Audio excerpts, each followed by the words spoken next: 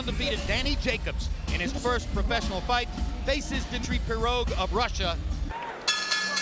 And now the bell sounds for round one. I have ridiculed the fact that the winner of that belt stripped it from Sergio Martinez, beat up Kelly to clearly become the #1 middleweight and legitimate middleweight champion of the world. Could have a terrific career sport, either of whom could conceivably someday be a legitimate middleweight champion. But to call him now, one of the... Well, right away you saw Danny come by and try to land a big right hand. Face, I think, an expression. I think he's developed a little respect for Dmitry at this point. And he's realizing that he's going to create a slight problem because it's not that easy to hit Pirog very well. Well, the first thing everybody has seen him says about Dmitry Pirog, and this was clear, a guy bends at the waist, has a lot of movement, and he has watched American fighters. Very, very relaxed.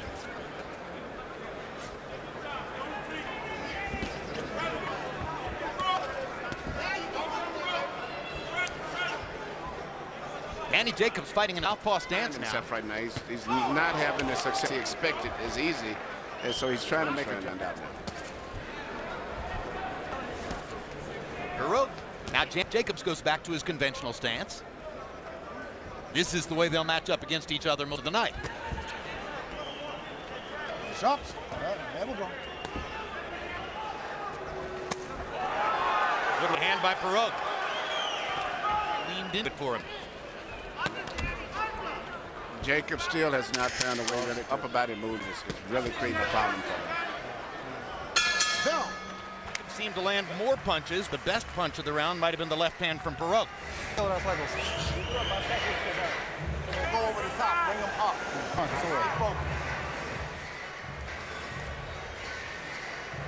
Or whether his cornermen have simply found out it's extremely convenient that they can buy jerseys number 27 than Jacobs, the running back for the Giants. Pick him up. Danny Jacobs had his corner in Victor Roundtree. Very good. I was going to say, but right hand by Pirog. Jacobs' host went down. I was going to say, but he's going to figure out a victory strategy for Jacobs tonight. That's a good body shot with a land by Pirog. Right now, Pirog's the aggressor early in the fight, and he landed a big right hand here in the second round that has Daniel Jacobs. You were about to say that Jacobs' terrific trainer, Victor Roundtree, is going to have his hands for tonight, trying to plot a strategy, because I know they were expecting this type of a fight from Pirog. Pirog is on this stage, it's like he lives in Vegas. He trips your attending fights. Says he's only been here a week. Says he didn't take that all that easily to American food. Didn't go to the Russian restaurant here in the He's beating Jacob in this round. When I was, I'm a very fan of Danny Jacobs, and I was told I looked at much as a very difficult guy to fight, because he'd been studying, I guess, being from Europe himself. Recover from the unexpected loss that derailed his career. It's tough. Tonight, he fought last night. So. And he's several fights. Yeah, but he's still trying to get a key fight, so I think. There's an improvisational quality to what Pirog does, and Daniel doesn't seem really... Pirog does things that you have to look very closely as a real good boxer to get to really study. As I said, he moves his head in and out, changes gear angles, changes and punches from those pitches. He's pivoting. After looking at him on videotape, reminded me of a younger, slightly bigger Javier Castillejo. Remember Castillejo? Fought against Vargas, fought against De La Hoya, etc. Castillejo was long-armed, more conventional than Pirog. I can see the Leonard moves a lot, not as fast in the front row, but he's twisting. But he's a pressure fighter, which is amazing. He moves his head inside. Yep.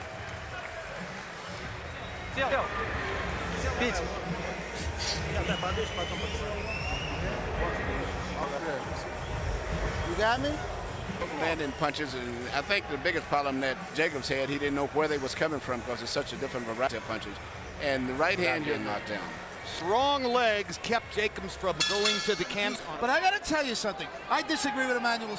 That should have been a knockdown. Those ropes will hold this guy up. Bird gave him a break on that call. He caught those ropes. Be as it may, Danny Jacobs probably pulled the first round with good, strong Jacobs right in round one. Compton's numbers clearly favored Pirog. I didn't see the ropes. He was bending forward.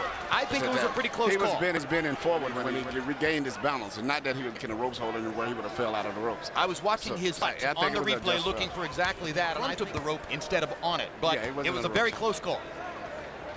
Certainly, Bird. I think the more important problem is Danny Jacobs trying to figure out the movements and the pressure that's being applied to him from all angles. Not a good place, but Pirog has him against the ropes again. And now there's a look of concern on Jacobs' face. Mysteries in there for him. which need to be solved. I saw that look to the first 30 seconds. They had rehearsed and planned. So, you know, you just have to make adjustments if you can. Realize you got a very talented fighter. Just because Pirog did not star in the Russian amateur program and go to the Olympics, several Russian fighters have gotten from their Olympic mission. A lot of people might have thought, oh, maybe he's better because he has trained himself into a more American style. Tapes of Floyd Mayweather Jr. Look at the head movement there. You're fighting somebody from Russia if you're looking for not here. This guy is a mover. Well, what's interesting to me is the pressure that he's putting on. Danny. He's making Danny fight and move a lot faster than I think Danny wants to.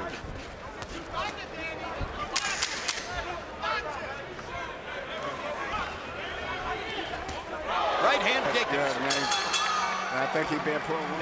That may help his composure. Yep. I know he cannot fight going backwards.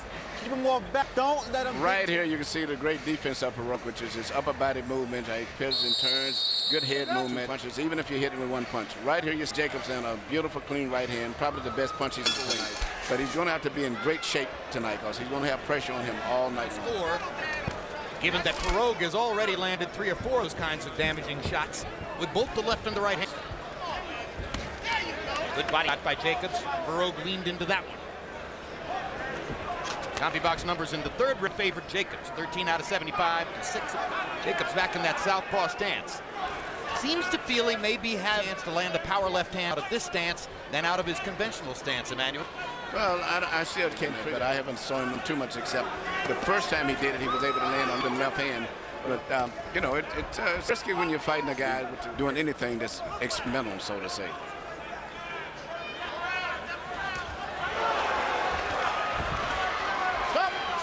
Pirog's got a little bit of showboat in him, too. Definitely not your regular. Talking Jacobs in there. Jacobs hammering to the... I don't suppose Pirog is... It would surprise you. A lot of these guys, they speak a lot better English than they let you on to think. Because most of them had it stand in their school over there. They try to let you think that they don't, but they understand a lot of things when we're speaking to them. Well, that was always the old Soviet persona. I mean, during the days spoke perfect English were absolutely deaf and dumb when American reporters were around. Yeah.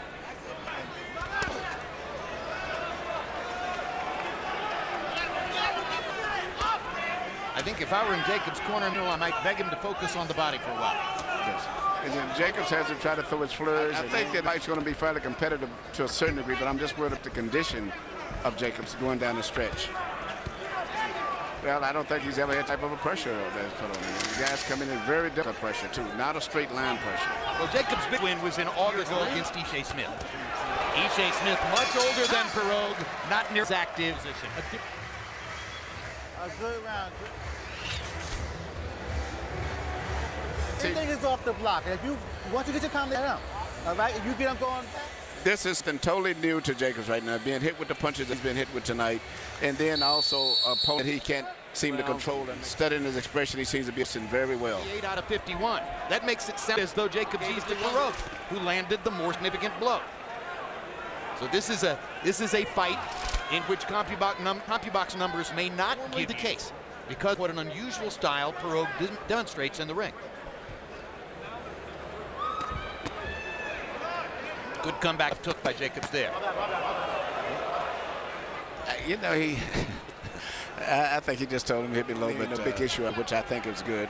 Yeah, I didn't see anything really land low. It was low, but I don't think it was intentional, and I don't think it was... Yes, down goes Jacobs on a perfect right hand. Maybe that. No way. Robert Byrne won't even finish the kiss his arms, and Jacobs is on a knockout by Pirog. You said it, Emmanuel. He's never seen it like the opponent whom he was in there tonight. And Dmitry Pirog from Sergio Martinez, the legitimate middleweight. I doubt it. After seeing Pirog is going to be up. Here's the right hand, and boom. Jacobs was asleep, but alas, the knockout had already been scored. But look at the body movement of Pirog coming fight with a guy like him. What a cagey, scary athlete he is. Fights like an old veteran. All 3 judges had Jacobs. Middleweight champion of the world from Russia with love, Dmitry